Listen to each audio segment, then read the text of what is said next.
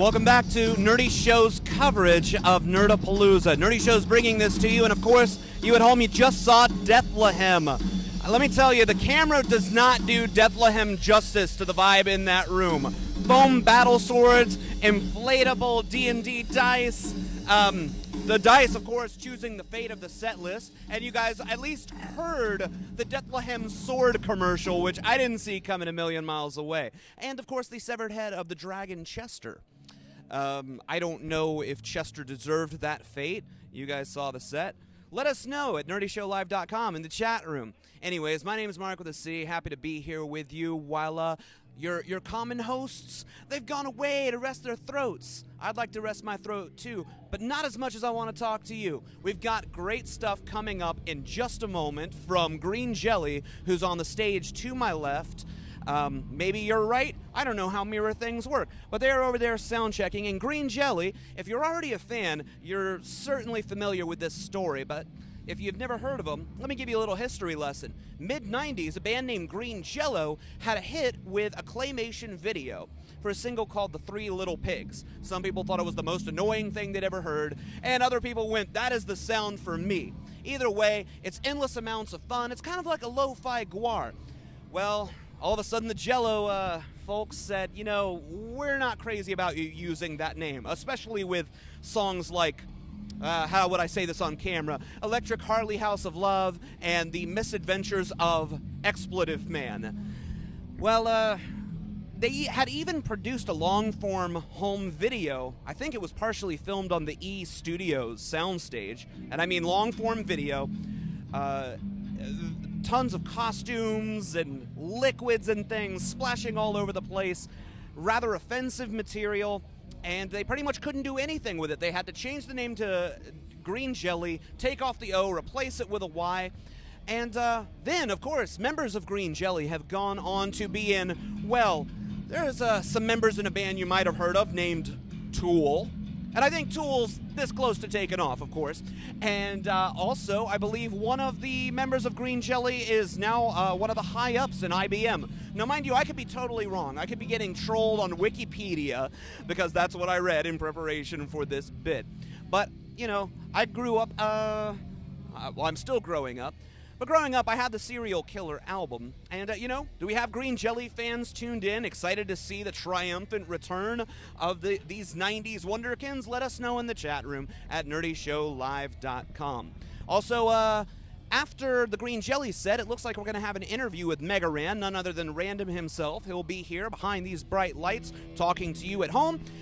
And P-Lander Z interview coming up shortly after that, and, of course, you can look forward to Nerf Herder.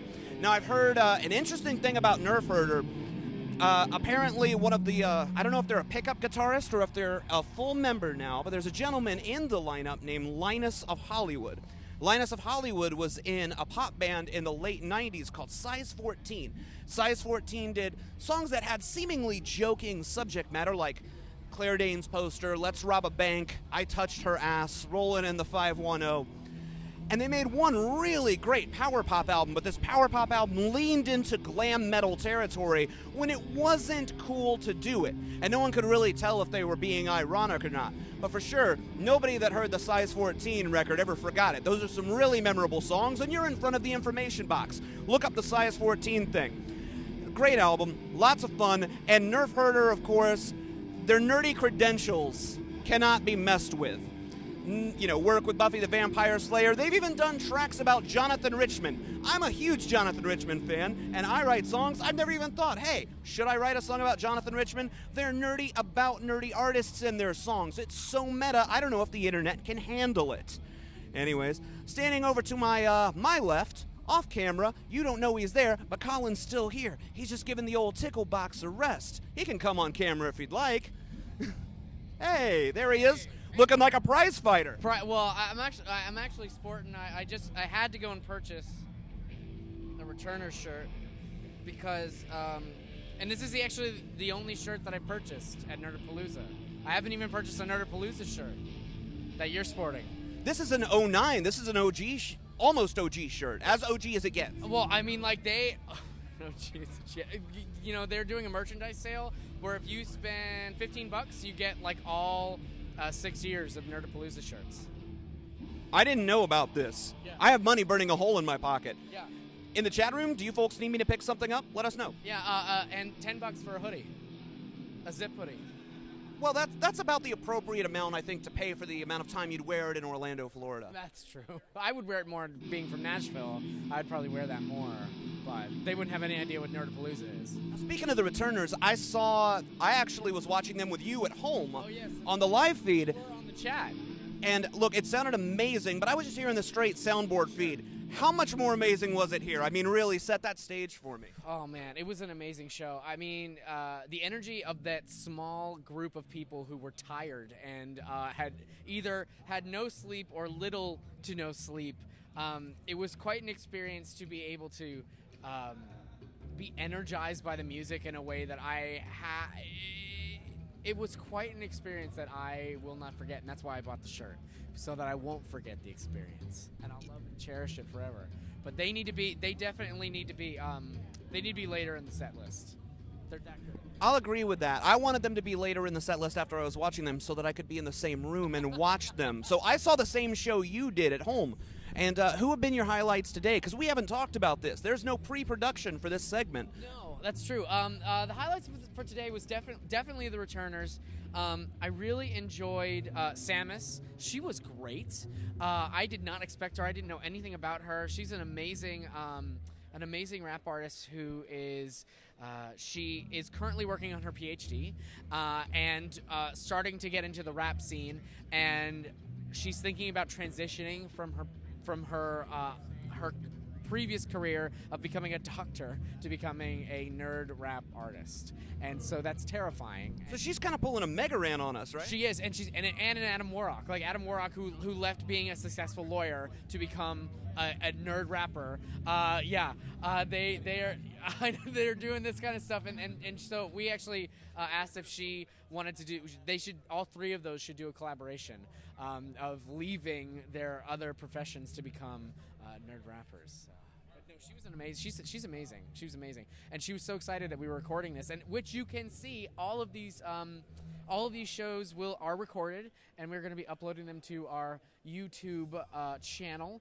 What is it? Nerdy Show Live? Or Nerdy Show Live? YouTube.com/user/Nerdy Show Live. That's right. And you'll be able to see all of these shows and interviews up on that channel as soon as we get them uploaded, which would probably be within a week or two. Yeah, and if you're seeing this on YouTube, hey, like us on Facebook. Well, no, like us on YouTube as well. Oh, like and subscribe. Like and subscribe. Yeah, as they say. Yeah.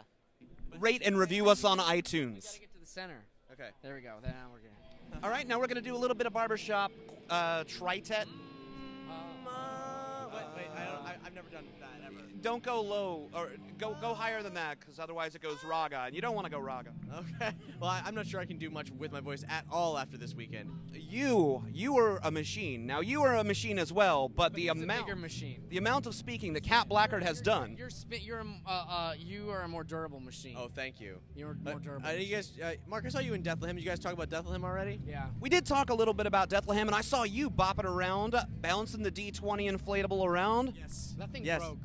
Well, yeah. I mean, I've actually been in two of the most violent mosh pits that I've been to in Nerdapalooza today. The Bethlehem one did draw blood. I was bloodied. Where In were you the bloodied? mouth. Oh, in the mouth. Oh, wow. Wow. Not a normal occurrence. And then P-Lander Z, I think this is just an accident, but I had the weirdest mosh injury of all time. Someone's butt rammed into my crotch so hard that I got a ball injury. Oh, no. Oh, P-Lander Z. Yeah, Did you they'll probably experience that? call that move a P-Lander Z. I was actually stuck at my merchandise table during P-Lander Z, and I'd only heard secondhand what was going on the stage. So from where I was sitting, I'm going, well, that's a lot of chanting. Do they have a dedicated whistle player? Maybe there's a bird in the band. That was what I took away. I was jealous of you folks because you could see it and I could not. Quite an experience. If you have an experience, a chance to see P-Lander Z live, you gotta check it out. And Bethlehem, you're only seeing half the experience on the feed, actually, because they've got some multimedia stuff going on, and of course the experience of being in the crowd. But definitely look them up on YouTube. They have great videos. I don't know, their commercial for their foam swords. Yes. I don't know if they only play that or if, here, or like in performances, or if they have it on YouTube. It's on YouTube. I watched that before. Hilarious. great. Yeah, apparently you, in case you missed this, there's an infomercial for the Bethlehem foam sword. You can get one for $3, and if you act now, you can get a second one for $3 more, or 4 easy installments of $2.99. Yeah, shipping is free if you buy it in person. That's theirs. That's not mine. I could write a novel, just a novel-length review of only that commercial.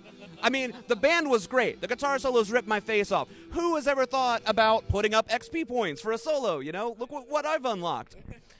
But that was, maybe I enjoyed it more because there wasn't the threat of being run over by people. Well, yeah, I mean, you were safely in the sidelines. But yeah, no, it was a blast. Those guys are great. I'm so happy to finally see them in person. And I'm sure you guys, I don't want to cover any ground you guys have covered already. We haven't talked about D&D yet. We haven't talked about how they were on the D&D podcast. Well, we've mentioned it a few times already, but if you're just tuning in, by the way, I'm Cap from Nerdy Show. Hi. Bethlehem was actually featured on an episode of Dungeons and Doritos not too long ago, our tabletop role-playing podcast, where we play a real game of medieval fantasy tabletop role-playing and edit together like a radio play with sound effects and an original score, including some of the artists from this show, such as Level 99 from Overclocked University. Yep. It's pretty cool. It was good times. So, Cap, Mark was asking me what was some of my favorite experiences of today. I said that the Returners were one of them. And Undoubtedly. I was going to say that P-Lander Z was one of my my second favorite show. Well, let's say someone's just tuning in now. They didn't see P-Lander Z, or they were stuck at their merch table and couldn't visually see P-Lander Z. Can you describe what I was missing while, only hearing half of the show? It's difficult to describe. It is an audience engagement that I have never seen. It's a Japanese before. game show punk rock concert. Yes. In the beginning, we had to DIY Japanese game show. We had to do stretches in the very beginning, which was like this, Tiger Claw, and then like something together, right? And then RAR, and then cross. And then cross, yeah. It was crazy. Yeah. But the stretches were necessary. Yeah, it was Had we key. not stretched, we would have been in big trouble.